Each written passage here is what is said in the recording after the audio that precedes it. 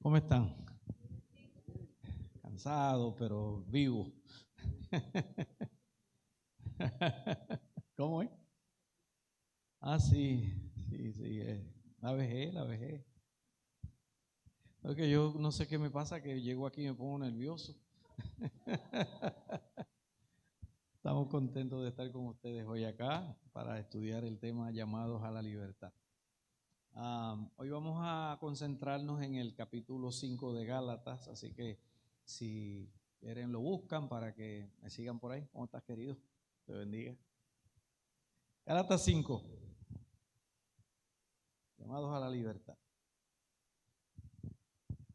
Se cuenta una historia de un muchachito que salió con su papá y mientras paseaba con su papá pasaron por una tienda de animalitos y allí vio que en una jaula grande había un pajarito. Y el joven se sensibilizó con el pájaro y quiso que el padre lo comprara con la intención de liberarlo, ¿sabe? Que no estuviera en una jaula. Él no era de los que creen en que los pajaritos hay que tenerlos encerrados.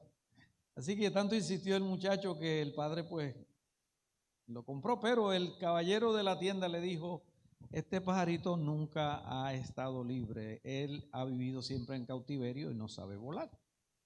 Así que es muy poco probable que él pueda volar. Pero el niño insistió y el hombre le dijo: no va a aprender a volar, pero el niño insistió.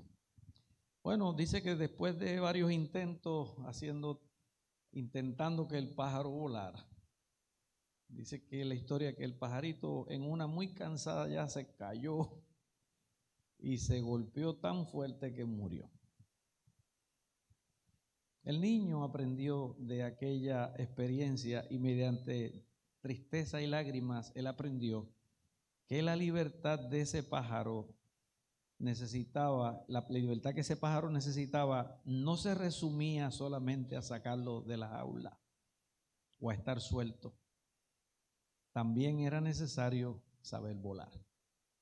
No era suficiente con sacarlo de la jaula. Y esta historia nos recuerda la importancia de entender bien la libertad. Hay países que han luchado por la libertad, su propia libertad, ¿verdad? Y hay incluso monumentos a la libertad. Hay caudillos a la libertad. Allá en la República Dominicana, yo sé que hay 3 grandes. Yo sé de uno que se llama Mella. ¿Cuál es el otro?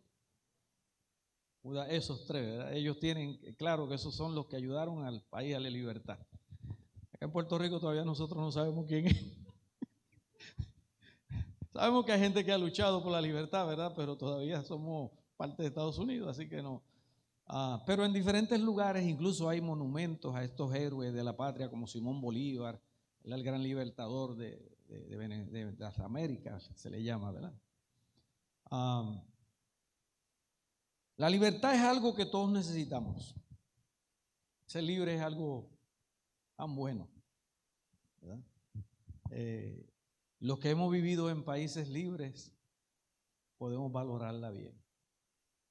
Hay veces que hay personas que han ido, por ejemplo, a Cuba y van un día y van a un lugar y le enseñan algo bonito y dicen: me gustaría eso para Puerto Rico. Pero es porque fueron a ver lo bonito, como el chiste que hacen del diablo, que la gente va al infierno, ¿verdad? Y allá ven que todo está bien bueno y dicen: no, queremos quedarnos acá, pero cuando van al cielo y le dicen que se van a quedar en el infierno, cuando van al infierno ya no es la misma cosa. Y cuando le preguntan al diablo, él dice: no, es que cuando ustedes vinieron la otra vez estábamos en campaña de propaganda, pero ahora vamos a la realidad. Y entonces a veces que hay gente que van a estos lugares y no conocen la tristeza, ¿verdad?, de esos lugares donde pasan mucho trabajo, no se puede hablar. Una vez fuimos a Cuba y con nosotros fue el pastor Pedro Acobes. Conocen a Acobes, ¿verdad? Pastoral. Entonces, Acobes es estadista de clavo pasado. Entonces, estábamos en la Plaza de la Revolución, estaba Almaguer también, conocen a Almaguer. Almaguer que se crió en ese sistema. Y para que ustedes vean la diferencia, cuando estamos ahí, estaban tomando fotos, viene un policía y Almaguer se asustó y se fue. por la misma mentalidad que tiene. Jacob se quedó allí y cuando el hombre vino y le dijo, mire que aquí usted no puede tomar fotos. Y Jacob, que siempre ha sido así atrevido, le dije, ¿y dónde dice eso? Aquí en ningún sitio dice que no se tome fotos. ¿Acaso usted no es un país libre? Le dice Jacob al policía. El policía se contrarió y no supo qué contestarle. Lo dejó y se fue. Pero el Maguel se fue para allá asustado. Dice, mira, no te metas así, que te van a meter preso. Pero fíjense ustedes que la libertad, aunque el pastor Maguel salió hace muchos años de allá, todavía en la psiquis, cuando uno llega a esos lugares, pues puede haber cierto temor, ¿verdad? Porque uno se crió en eso.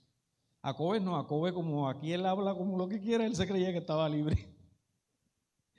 Y yo me acuerdo que al final de ese día, Pavón, cuando nos regresamos, al final del viaje, cuando nos subimos al avión, había que sentarse donde ellos te dijeran. Entonces Jacob quería sentarse en una ventana, eso de regreso para Estados Unidos. Y la señora azafata cubana le dijo, no, usted no se va a sentar ahí, usted va allá. Y dice, pero ¿por qué yo quiero sentarme aquí? Y él dice, estoy loco por salir de este país, que aquí uno no se puede sentar ni siquiera donde uno quiere, en el avión.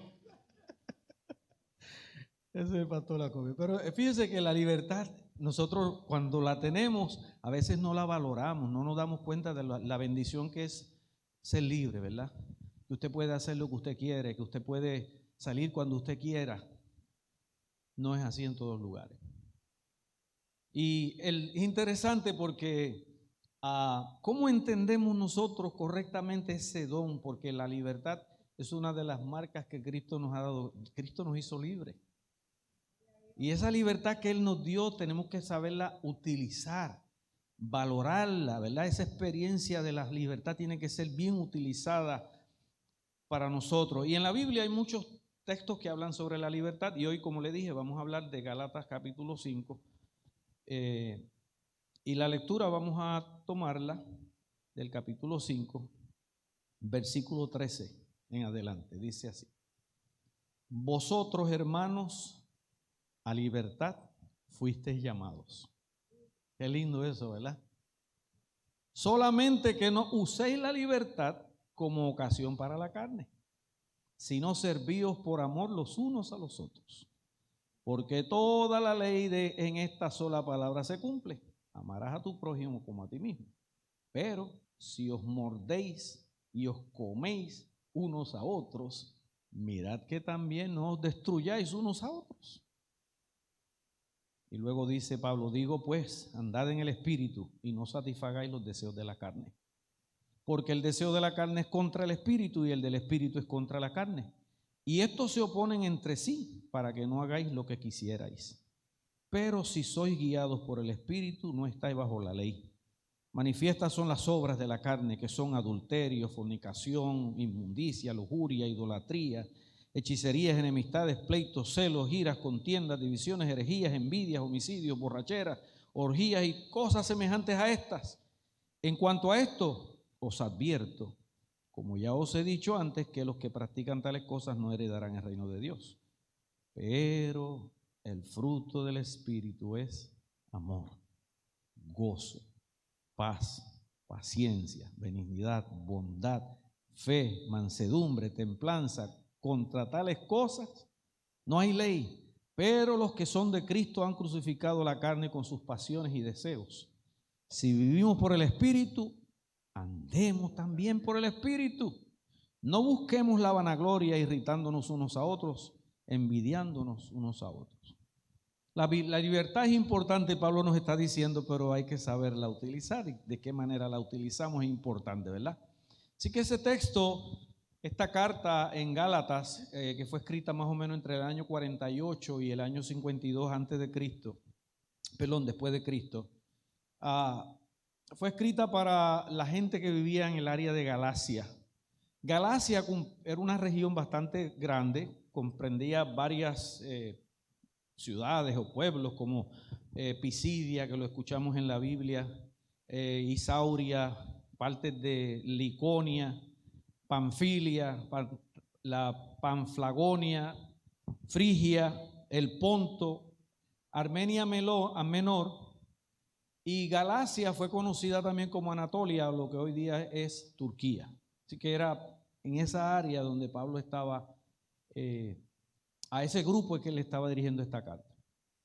Si alguna vez van a Turquía, van a ver que hay una torre en el Estambul que se llama la Torre de Galacia, de los Gálatas. Es una torre que está ahí en el centro de un edificio antiguo que está en ese lugar.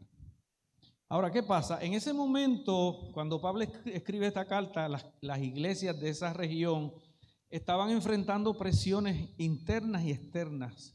Y esas presiones estaban impactando la ética de cómo vivían los creyentes que habían conocido a Cristo. Y estaban teniendo problemas. Por un lado estaban maestros que estaban en contra, o los opositores judaizantes. Los judaizantes eran los que le decían: ustedes, para poderse salvar, tienen que seguir a Cristo, pero tienen que circuncidarse. Si no se circuncidan, no va a haber salvación para ustedes, ¿verdad? Entonces ese era un grupo.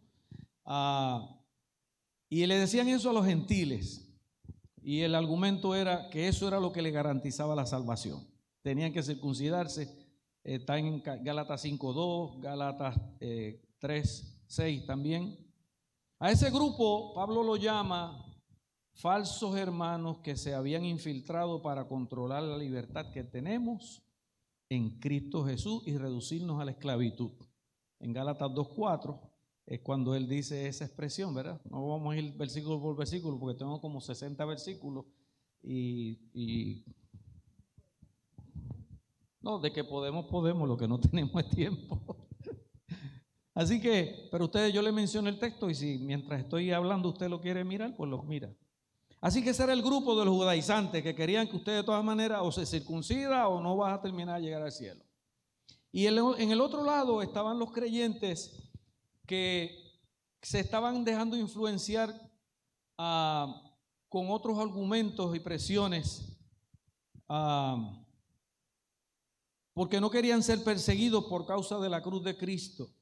Gálatas 6:12, perdón. Ese grupo, aunque Pablo lo amaba, fue llamado el grupo insensato, porque estaban fascinados con las ideas que los apartaban del evangelio, como dice Gálatas 3, del 1 al 3. Entonces Pablo, vemos esos dos grupos, los que querían fanatizar a la gente, tienen que circuncidarte para ser salvo, y los otros que no querían ser perseguidos por la causa de Cristo. Así que se hacían los desentendidos. Entonces el apóstol considera este escenario y ve que era grave lo que estaba pasando. Tenía una iglesia dividida en ese lugar y esto indicaba que los dos grupos, Pablo entendía que ninguno de los dos practicaban la verdadera libertad cristiana. Porque saben, Dios nos ha dado a nosotros un mensaje muy maravilloso, ¿no es cierto?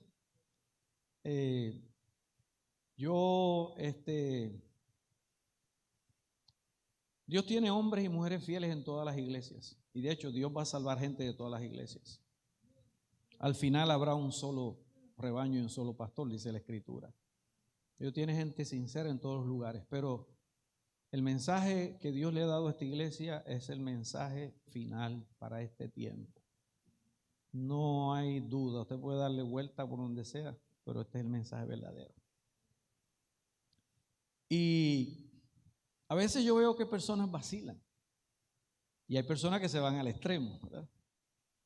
Ser un adventista del séptimo día debe ser algo que lo disfrutemos, que nos sentamos gozosos con el mensaje que Dios nos ha dado, un mensaje integral en la educación, en la salud, en el estilo de vida, ¿verdad? Es un mensaje completo.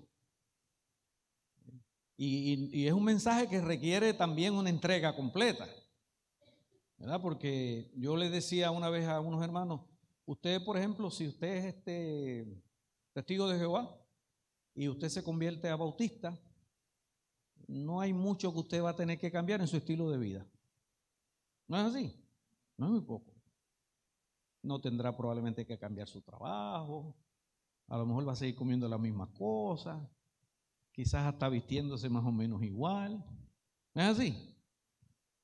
Y lo mismo con muchas iglesias, aún con algunas iglesias pentecostales que antes los pentecostales eran bastante conservadores, pero ya como que se han liberado mucho y Antes ni se ponían polvo en la cara y ahora no se sabe si son pentecostales o son de otras iglesias. No todas, ¿verdad? Hay unas que se mantienen conservadoras. Pero si usted es de cualquier iglesia y usted decide y usted conoce la verdad del mensaje del tercer ángel, de los 3 ángeles, y usted quiere ser adventista de séptimo día porque usted reconoce que esa es la verdad y usted lo cree de todo corazón, eso requiere un cambio total en su paradigma cristiano. Lo primero es que a lo mejor usted tiene que cambiar su día de su trabajo, porque va a tener problemas con el sábado y va a tener probablemente que cambiarlo.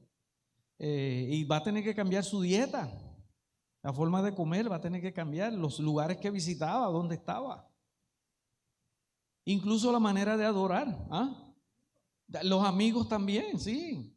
Entonces es un cambio total que requiere un compromiso total. Pero Dios nos da una bendición especial cuando nosotros somos fieles a Él, ¿no es así? Eso lo ha hecho con los judíos por milenios, a pesar de que algunos de ellos han sido muy traviesos. La bendición de Dios no ha dejado de estar con ellos, porque Dios le prometió a Abraham esa bendición. Y aunque nosotros no creemos como creen algunas religiones en cuanto a Israel, sí creemos que Dios los bendice, porque ellos son fieles en su diezmo, en su ofrenda. Ellos creen en el sábado y lo guardan, los que son, ¿verdad?, los que se mantienen. Y la bendición de Dios es para todo el mundo. Dice, el que guarda el sábado va a ser bendecido. Y el que devuelve a Dios fielmente lo que es de Él va a ser bendecido. No importa a qué iglesia vaya. Y hay gente que creen en eso, ¿sabe? Y dan su diezmo aunque no vayan a ninguna iglesia. Y Dios los bendice. Bueno, pero ese es otro tema. Yo no te voy a hablar de los diezmos hoy, ¿verdad? Perdone que me desvié. Lo que quiero decir es que la libertad que Dios nos ha dado como iglesia tenemos que entenderla bien. Hay gente que se va al extremo y se convierten en legalistas. Y hay otros que se van a otro extremo y son muy liberales. Dios quiere que nosotros seamos fieles, pero que nos mantengamos claramente entendiendo la libertad. Ahora bien, ¿qué es libertad? Allí en el versículo 13 al 16, Pablo nos dice claramente que la libertad es para servir los unos a los otros, amar al prójimo, no para que nos comamos unos a otros, como dice la Biblia. No si os mordéis y os coméis, no estamos haciendo bien. Tiene que ser para mostrar el amor de Cristo. Como dice, porque vosotros a libertad fuisteis llamados, solamente que no uséis la libertad como ocasión para la carne, sino para servir unos a otros. Así que la primera gran verdad de este texto tiene que ver con que la libertad, con lo que es la libertad cristiana. Y Pablo repite la misma idea antes presentada en la parte anterior, en Gálatas 5.1, ¿verdad? En Gálatas 5.1 él dice, estad pues firmes en la libertad con que Cristo nos hizo libres y no estéis otra vez sujetos al yugo de esclavitud. Pablo dice, manténgase firme en la libertad que Cristo te dio, mantente firme en eso. Pero ¿qué es entonces la libertad cristiana? ¿Cómo nosotros le entendemos ese concepto? ¿Cómo entendemos este concepto que era incomprendido ya en la época del apóstol? Bueno, Pablo, habiéndose transformado en un fiel seguidor de Cristo, él tenía en mente la noción de libertad que Jesús enseñó a los demás apóstoles y a la iglesia de su tiempo. Y el bosquejo tiene 3 realidades que definen de manera clara qué es la libertad cristiana. Vamos a ver, la primera realidad tiene que ver con la fuente de la libertad. Pablo comienza diciéndonos, vosotros hermanos a libertad fuisteis llamados, en el versículo 13 del capítulo 5. Así que la cuestión aquí es, o era entender quién te llamó para ser libres. ¿Ok? El autor y el que provee la libertad, y ese es Cristo. ¿Ok? A lo largo de la carta, Pablo menciona la divinidad, las 3 personas divinas, aunque hoy día tenemos muchas creencias por ahí con que si 3, que si son 2, que si son... Pablo presenta a los 3 aquí y lo vamos a ver. Y él ve que los 3, el Padre, el Hijo y el Espíritu Santo, están teniendo una participación dinámica, en el plan de la salvación para que nosotros los seres humanos podamos ser redimidos y podamos vivir en libertad como hijos de Dios. Allí en Gálatas 3:26, Gálatas 4:6, él lo menciona. No lo voy a leer todo porque, como le digo, el tiempo me avanza y esos son los primeros versículos y cuando miro todos los que tengo son muchos.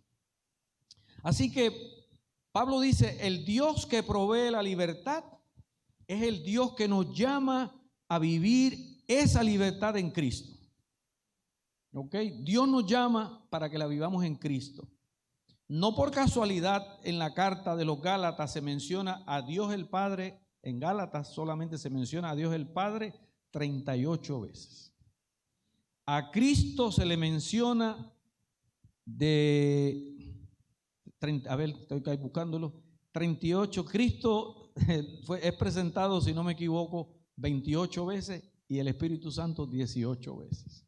O sea, son mencionados los tres una y otra vez en la carta a los Gálatas y ahí están todos los textos. Lo que indica Pablo es que para nuestra libertad, la Trinidad, los tres divinas personas están trabajando unidos para que tú y yo podamos no solamente ser llamados a la libertad, sino disfrutar la libertad con la que Cristo nos hizo libres. Entonces es la primera realidad, que la fuente de la libertad es la deidad, está allí para que nosotros podamos sentir que somos libres. Número 2, la segunda realidad tiene que ver con la definición de la libertad. En un contexto de discusión sobre la circuncisión, que era la que estaba allí, ¿tienes que circuncidarte o no? En un contexto donde habían desacuerdo entre los creyentes, Pablo menciona dos aspectos para definir a la persona que es libre. Aquella persona que es libre en Cristo, Pablo dice que primero sirve. Eso es lo que dice el versículo 16, ¿verdad?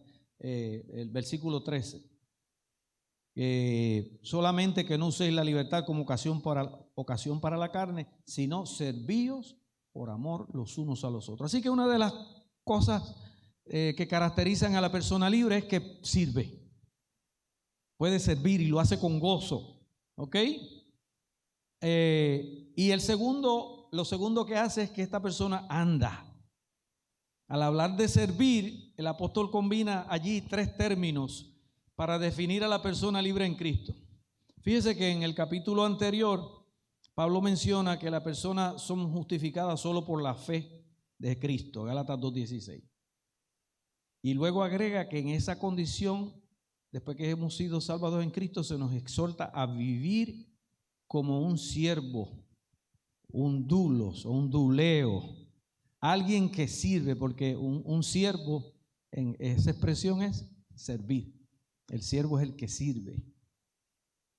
Así que Pablo dice que cuando tú eres salvado, tú vives como un siervo, como una persona que sirve, en una persona humilde, abnegada, que actúa por amor, por ágape.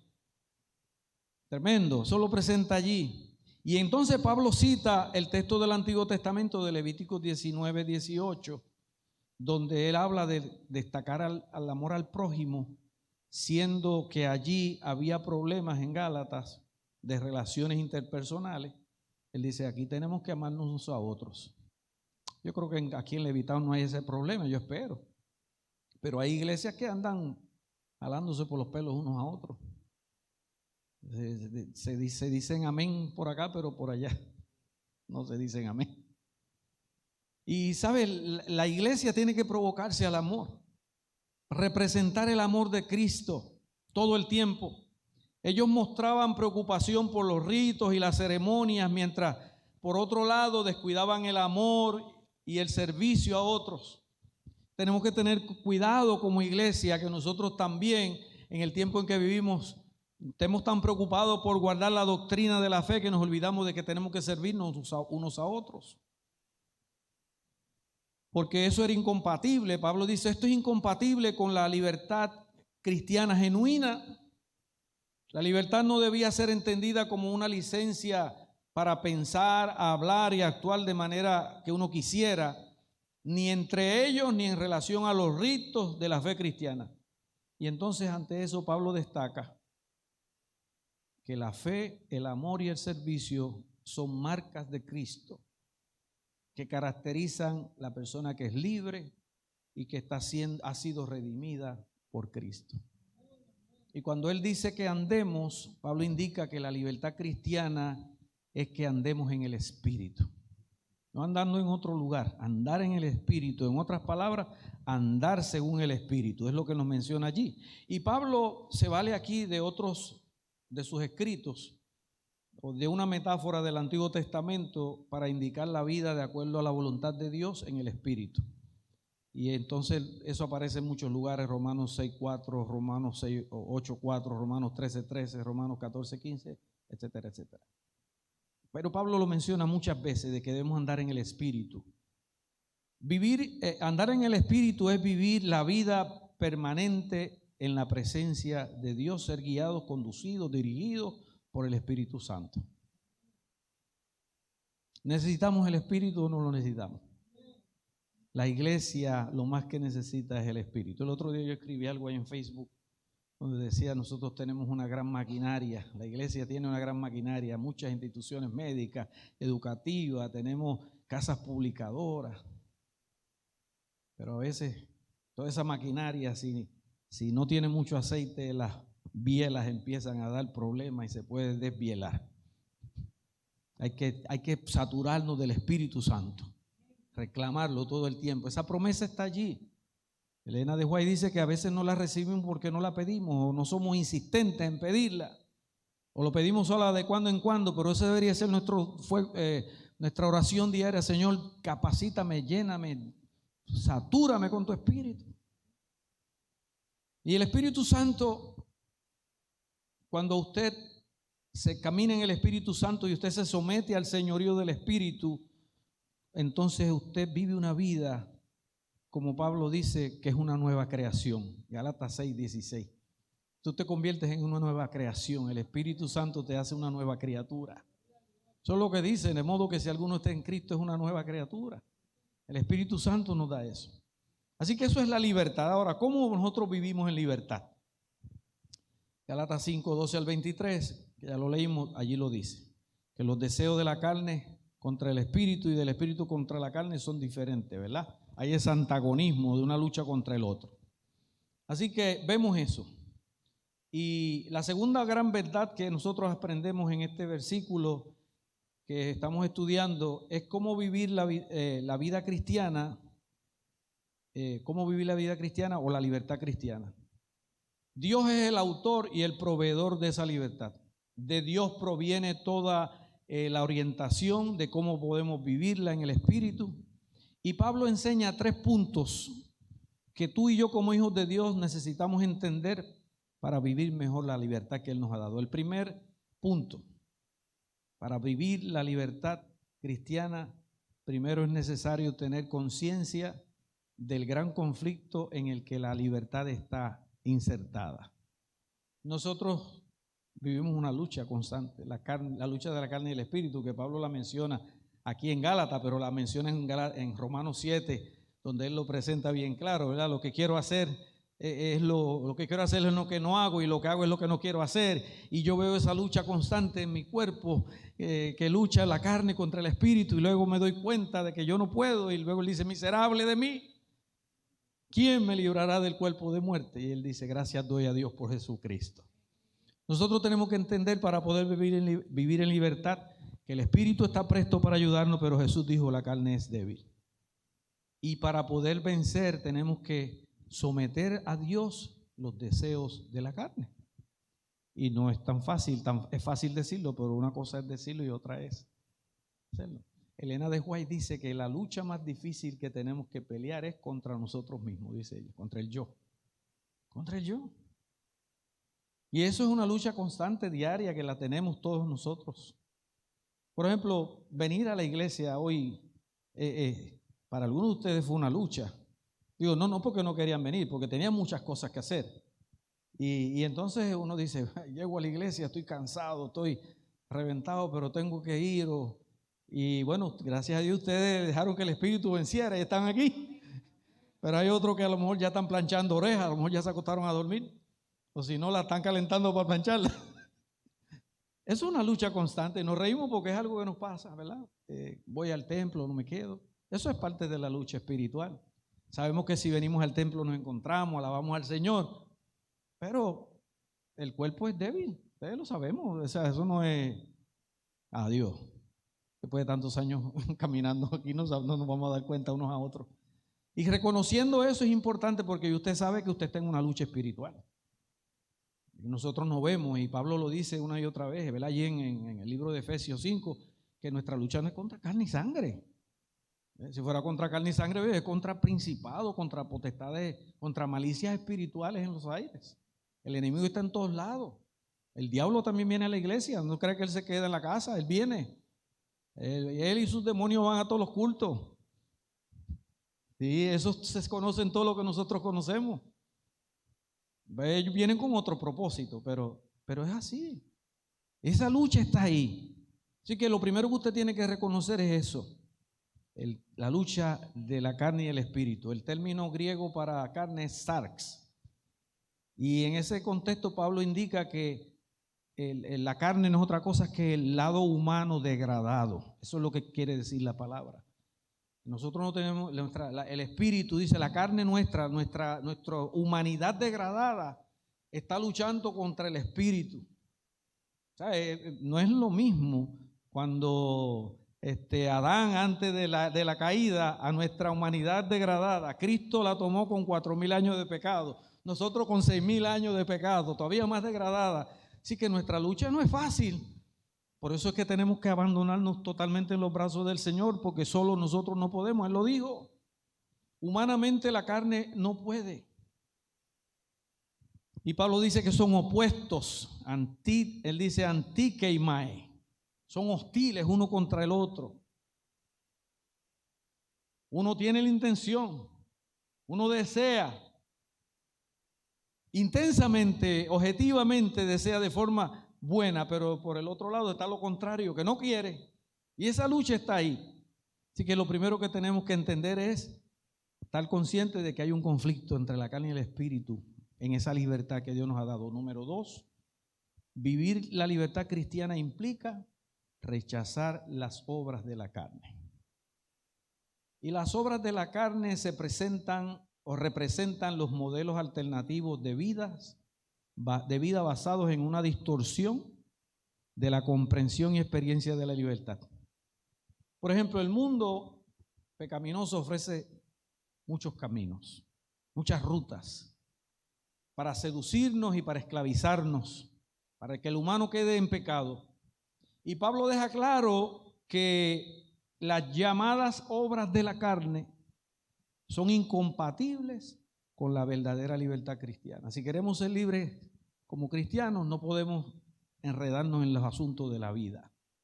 Y él habla del adulterio, la fornicación, toda esa lista que él presentó allí, ¿verdad? Y deja claro, Pablo, que esos son solo ejemplos de la distorsión de la verdadera libertad del cristiano. Porque también Pablo reprueba las cosas que son semejantes a estas. No están en la lista, pero son semejantes a estas y ustedes podrían enumerar cualquier otra. Que todas están descritas en primera, como las que están descritas en 1 Corintios 6, 9 y 10 y 15, 50, ¿verdad? Están allí algunas de esas cosas que son de la carne, de la lucha de la carne y el espíritu. El tercer punto, solo es posible vivir la libertad cristiana cuando somos guiados por el Espíritu. Y el apóstol Pablo hace 2 declaraciones que son significativas en ese sentido. Él dice en el versículo 18 de Gálatas 5, pero si sois guiados por el Espíritu, no estáis bajo la ley. La ley no te condena porque tú vives en el Espíritu. Y como vives en el Espíritu, guardas fielmente los preceptos de la ley de Dios. Lo que quiere decir aquí es que la libertad cristiana se vive bajo la dirección del Espíritu Santo. No puede alguien decir que es libre totalmente en Cristo si no vive bajo la dirección del Espíritu. Y para poder bajo la dirección del Espíritu, la ley no puede sujetarte. Y de la única manera que la ley no te sujeta es cuando tú te abandonas y obedeces los preceptos de la ley. Porque la ley no tiene nada contra ti. La ley, si tú eres fiel, obedeces los mandamientos, el Espíritu dice, vamos juntos. No hay necesidad de buscar otro lugar, porque hay una convivencia de la ley en la vida de uno, ya sea las leyes morales, la conciencia, etcétera. Y como completa el apóstol Pablo, en el versículo 23 dice, contra estas cosas no hay ley. Los frutos del Espíritu se manifiestan en la vida de aquel que está sujeto al Espíritu. Bondad, fidelidad, temperancia. Todos esos dones que están allí, ¿verdad? Se nos presentan a nosotros. La paciencia de los santos, que a todos nos hace falta paciencia, ¿verdad? Sí, hay que tener benignidad, bondad, mansedumbre, templanza.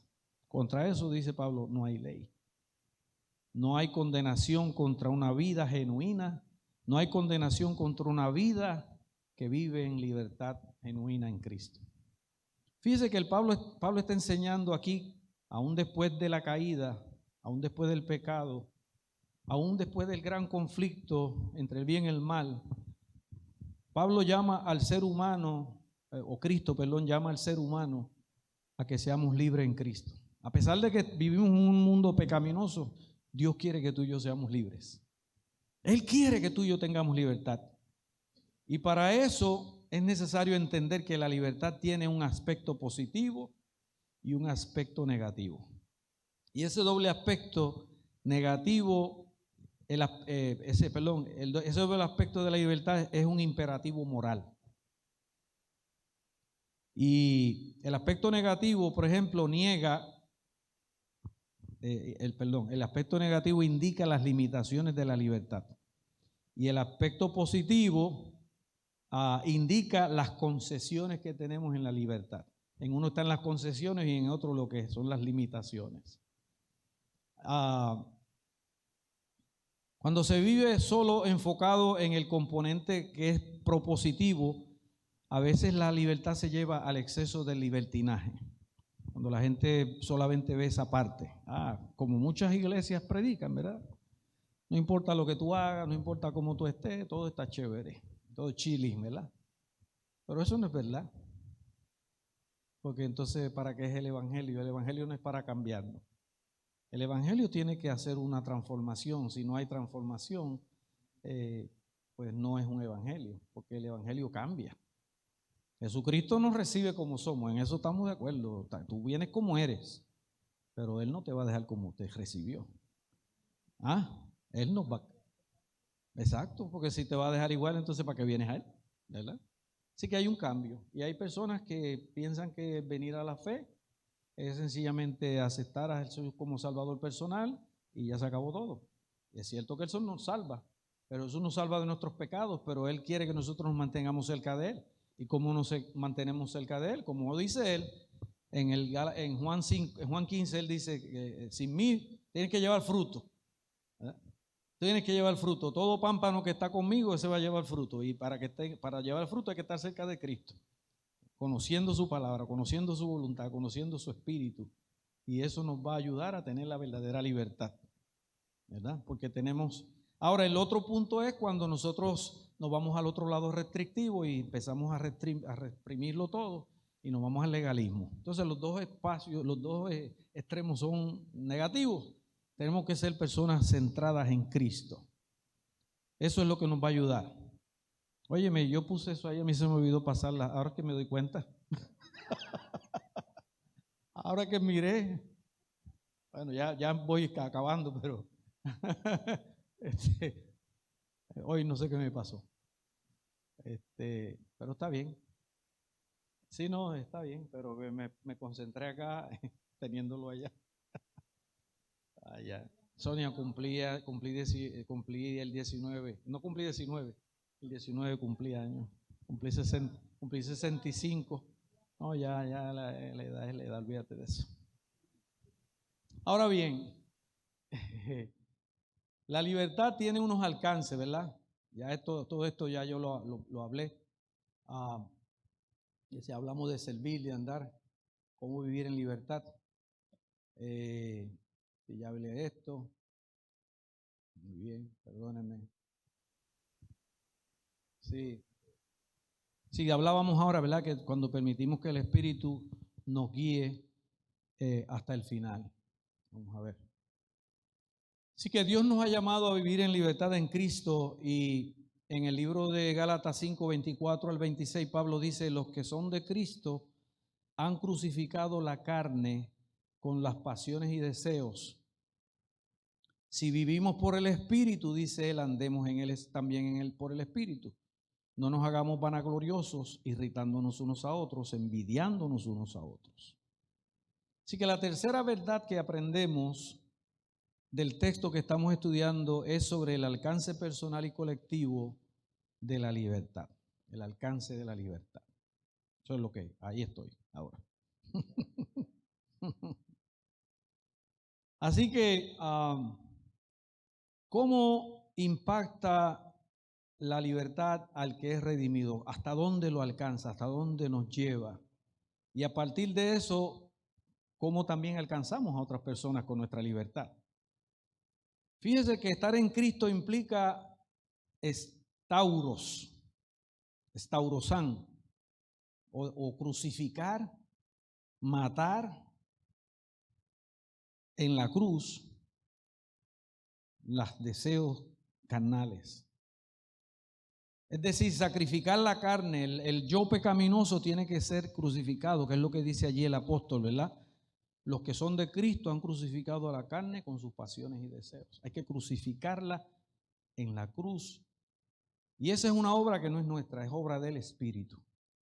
Por eso tenemos que pedirle al Espíritu cada día que nos transforme, que nos cambie, que moldee nuestra vida.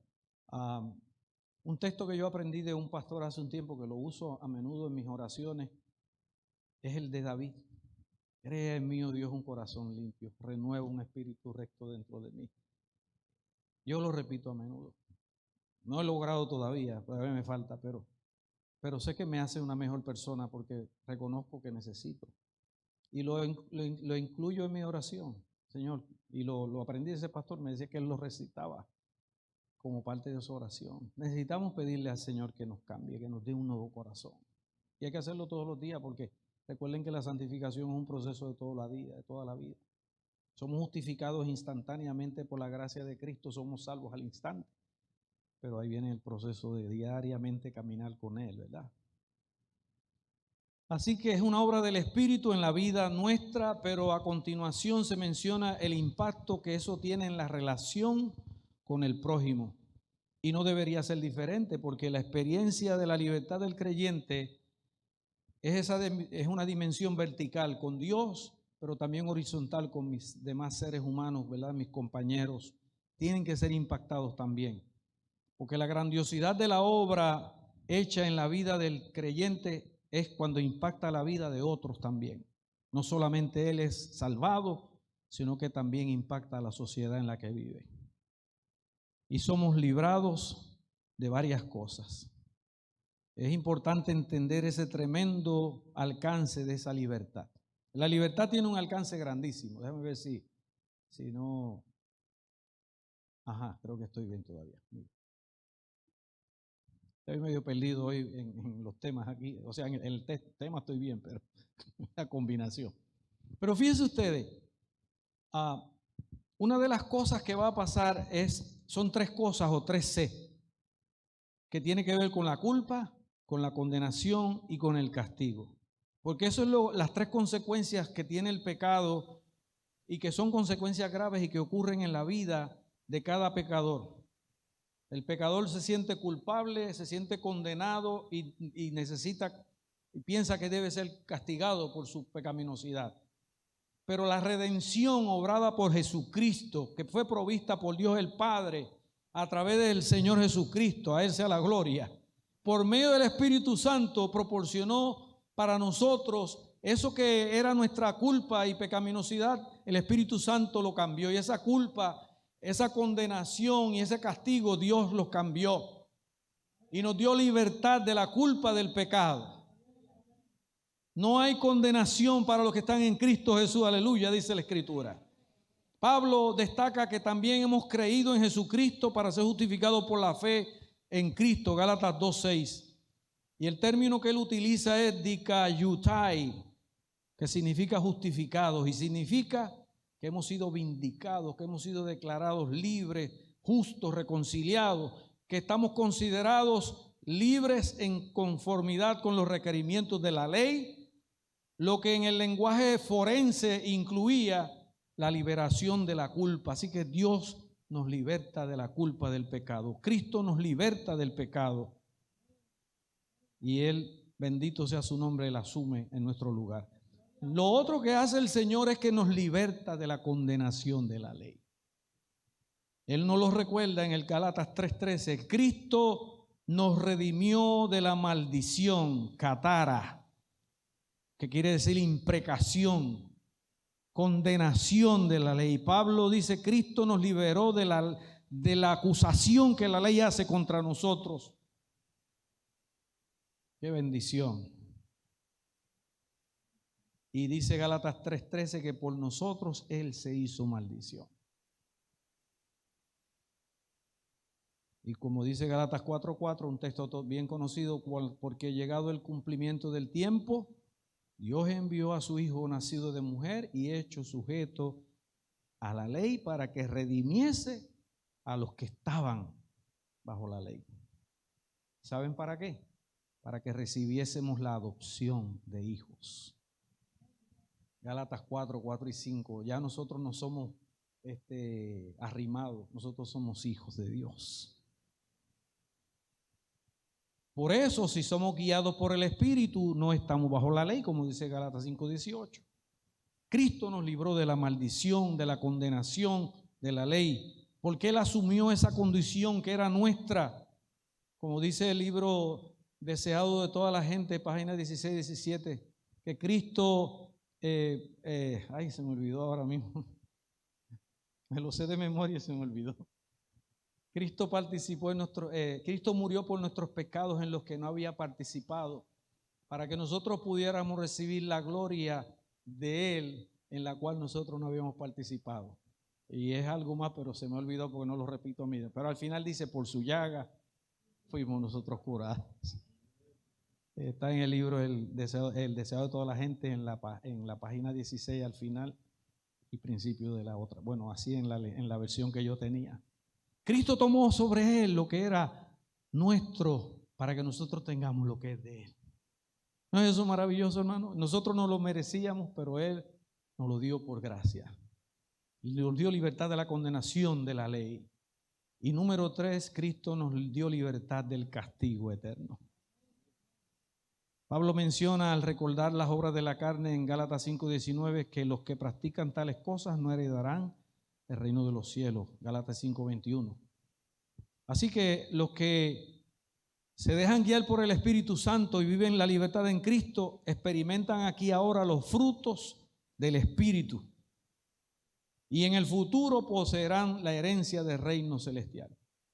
Y como resultado tendremos el privilegio de vivir con el Señor para siempre. Queridos hermanos, Dios nos ha dado esa bendición.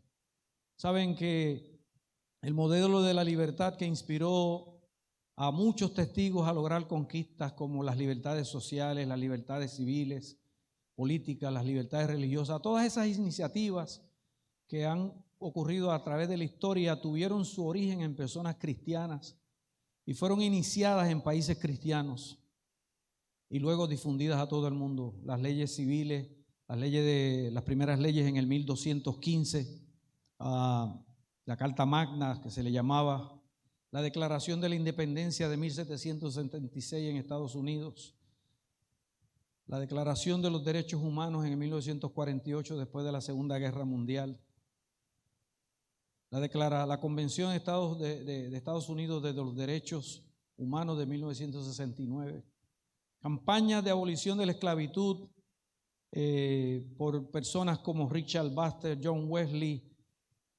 John Newton, William Wilberforce y Martin Luther King. Todos fueron personas que entendían que el ser humano debe ser libre. Y aunque en el proceso muchas de estas cosas se desvirtuaron, el principio era llevar la libertad a las personas. Miren, volviendo a la historia del inicio, así como aquel pájaro que vimos al principio, tú y yo necesitamos ser librados, pero también necesitamos aprender a volar. No es suficiente con que seamos libres, tenemos que aprender a volar. Y Jesús vino para eso. Jesús vino para que nosotros pudiéramos volar. Si Jesús no hubiera nacido, no tendríamos esperanza de ser rescatados. Si no hubiera vivido, no tendríamos un ejemplo de vida. Si Jesús no hubiera muerto vicariamente, tú y yo no tendríamos un sustituto. Si Jesús no hubiera ascendido al cielo, no tendríamos la esperanza que podemos cantar hoy de que Él dice, vendré otra vez. Si Jesús no hubiera sido entronizado, no tendríamos un intercesor. Si Jesús no hubiera iniciado un juicio investigador, no seríamos vindicados. Si Jesús no hubiera concluido su obra, hoy día no tendríamos la esperanza de un cielo nuevo y una tierra nueva. Y si Jesús no hubiera hecho todo eso, no tendríamos la experiencia de la redención. Y yo quiero decirte algo más, si Jesús no fuera quien es, y si Jesús no hubiera hecho lo que hizo, lo que hace y lo que hará, tú y yo no conoceríamos lo que es la verdadera libertad. Queridos hermanos, Señor Jesús nos llama para ser libres. Lo que tenemos que aceptar el don inmerecido de su gracia. La pregunta es, ¿tú lo quieres aceptar? Yo quiero aceptarlo cada momento. Yo quiero, Señor, que tú me hagas libre. ¿Quieres tú ser libre? Solo Cristo te puede hacer libre. Que Dios te bendiga, que Dios te ayude. La verdad que nos has dado en Cristo. Oh Dios, que podamos darle el valor que tiene esa libertad, que podamos compartir esa libertad con otros, sirviendo a otros y andando en el Espíritu. Oh Señor, bendice a cada uno de nosotros. Te necesitamos en nuestra vida, que tu Espíritu, Señor, tome el control de nuestro ser, de nuestro corazón y nos transformes. Que cada día tú puedas hacer de nosotros un hombre, una mujer nueva. Que tu Espíritu, Señor, nos cambie y que otros puedan ver que estamos siendo transformados de gloria en gloria. Llévanos con tu protección y cuidado en el nombre de Jesús. Amén.